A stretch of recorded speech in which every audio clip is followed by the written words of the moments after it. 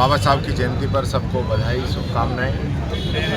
एक ऐसा व्यक्तित्व जिसने पूरे विश्व के सामने एक मिसाल पेश की, पूरी दुनिया का सबसे बड़ा संविधान जिन्होंने लिखा। और सबसे महत्वपूर्ण बात ये कि आज अगर हम बात करें संविधान की भी, तो हमारे पड़ोसी जितने भी देश हैं उनके अंदर क्या स्थिति बनी है, चाहे श्रीलंका हो, चाहे बांग्लादेश हो, पाकिस्तान हो, नेपाल हो, अफगानिस्तान हो, लेकिन भारत के अंदर लोकतंत्र मजबूत रहा, सुरक्षित रहा।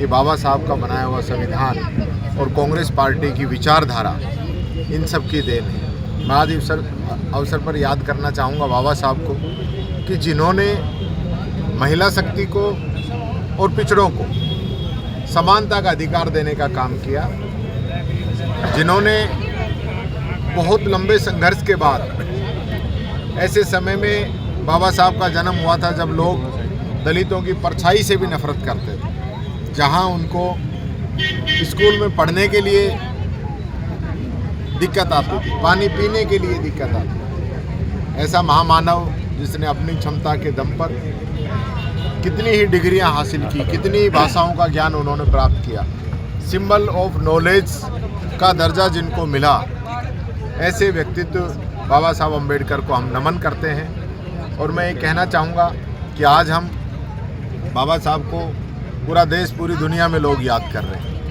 आज ज़रूरत है उनके बताए हुए सिद्धांत, उनके बताए हुए मार्ग। शिक्षा पे उन्होंने जोर दिया, संघर्ष पे उन्होंने जोर दिया, संगठित रहने पे उन्होंने जोर दिया, उसको अपनाने की आवश्यकता है। आज हमारे जीवन के अंदर चाहे एक वर्ग और दूसरे वर्ग के अंदर, एक धर्म और दूसरे धर्म के अंदर भेद नहीं होना चाहिए। सभी भारतीय समान हैं, सब लोग एक हैं, एक रहेंगे, मजबूत रहेंगे, देश मजबूत रहेगा, यही उनका नारा था। और आज हम ये प्रण लें, हम ये तय करें कि हम बाबा साहब के बताए हुए मार्ग पे चलेंगे। जूली जी 70 साल हो गए, लेकिन देखा जा रहा है कि कुछ समाजों पे आज भी प्रश्न चिन्ह उत्पन्न होते, क्या करें? देखिए, मैं कहना चाहूँगा कि आज कुछ लोगों की मानसिकता इस प्रकार की है। ये वही लोग हैं जब बाबा साहब ने इस देश का संविधान लागू किया था तो इन्होंने संविधान की प्रतियों को जलाया था। आज वो लोग उनके सहयोगी सत्ता के अंदर हैं तो उनकी मानसिकता निकल के आएगी।